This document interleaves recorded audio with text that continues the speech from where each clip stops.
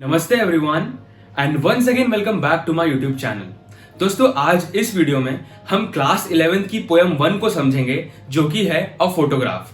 दोस्तों इस पोयम को लिखा है शर्ली टाउसन ने और इस पोयम में पोएट ने एक फोटोग्राफ एक तस्वीर को डिस्क्राइब किया है।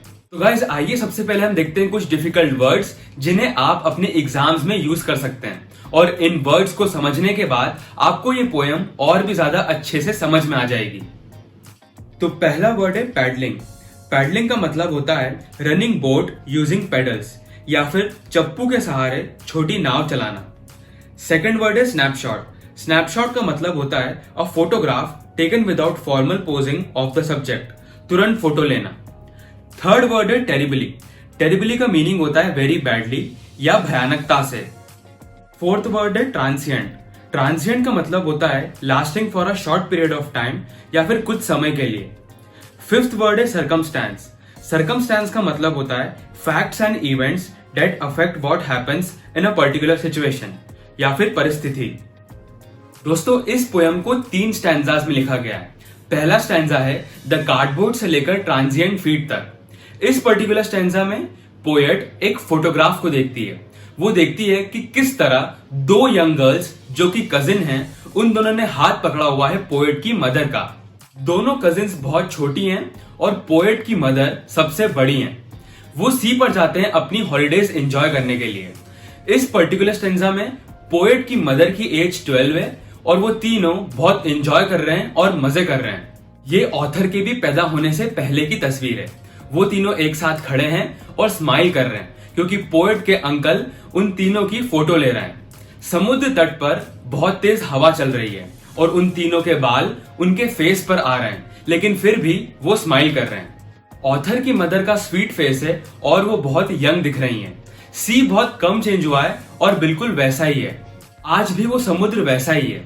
पोएट के अकॉर्डिंग सी वेव्स पोएट की मदर और दोनों कजिन्स के पैरों को धो रही थी। तो गाइज ये था स्टेंजा 1। अब हम बात करते हैं स्टेंजा 2 की जो कि है सम 20-30 ईयर्स से लेकर ईज ऑफ लॉस तक। दोस्तों इस पर्टिकुलर स्टेंजा में अब 20-30 साल बाद की बात हो रही है। कुछ 20-30 साल बाद जब पोएट की मदर वो फोटोग्राफ को देखती थी तो वो हंस देती थी और कहती थी कि बेटी एंड डॉली को देखो और उन्होंने कैसे कपड़े पहन रखे हैं। गाइस यहाँ पर बेटी एंड डॉली और कोई नहीं बल्कि वो 2 गर्ल कजिन्स के नाम है जो कि पोएट की मदर के साथ बीच पर एंजॉय कर रहे हैं। अब पोएट को बुरा लग रहा है क्योंकि वो समुद्र के किनारे बिताई गई छुट्टियां अब पोएट की मदर के लिए पास्ट बन गई हैं और वो हंसी पोएट के लिए पास्ट बन गई हैं। दोस्तों यहाँ पर हमें दोनों लोगों का लॉस दिख रहा है। पहला पोएट की मम्मी का लॉस क्योंकि वो अपने बचपन को याद कर रही हैं और दूसरा खुद पोएट का लॉस क्योंकि अब उसकी मम्मी नहीं है। दोस्तों यहाँ पर हमारा स्टैंजा 2 खत्म होता है। अब बात करते हैं स्टैंजा 3 की जो कि हमारा लास्ट स्टैंजा है। तो ये स्टैंजा है नाउ शी हैज बीन से लेकर साइलेंसेस तक। इस पर्टिकुलर स्टैंजा में पोएट क्लियरली बता देती है कि उसकी मदर की डेथ हो गई है। पोएट के पास अब कहने के लिए कुछ भी नहीं है, सिर्फ एक साइलेंस रह गया है। अब हम देखते हैं इस पोएम के कुछ important questions. Question number 1, what does the word cardboard denote in the poem? Why has this word been used? Poem में कार्डबोर्ड वर्ड का यूज क्यों किया गया है और ये क्या बता रहा है?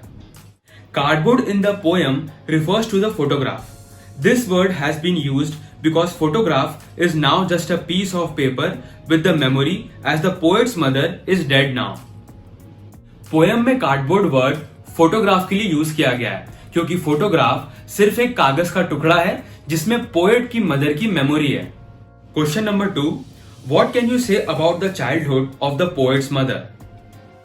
मतलब कि पोएट की मदर का चाइल्डहुड कैसा था? The childhood of the poet's mother was filled with fun and happiness. This is clear from the photograph as they are enjoying their holiday. Poet की मदर का चाइल्डहुड खुशियों से भरा हुआ था। ये चीज हमें पता चलती फोटोग्राफ से क्योंकि फोटोग्राफ में पोएट की मदर एंजॉय कर रही है। Question number 3, What does this circumstance refer to? This circumstance का क्या मतलब है? This circumstance refer to the present situation of the poet wherein the poet is sad because her mother is dead. This circumstance का मतलब है present situation, जहां poet sad है क्योंकि उसकी मदर की डेथ हो गई है। Question number 4, what has not changed over the years? मतलब कि इतने सालों से क्या नहीं बदला था।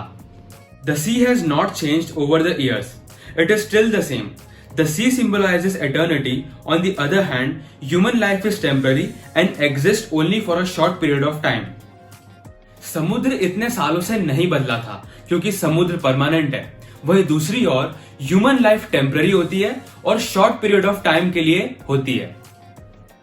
तो गाइज ये था हमारा आज का वीडियो, जिसमें मैंने आपको क्लास 11th की पोएम 1 को समझाया। तो फिलहाल के लिए इस वीडियो में इतना ही।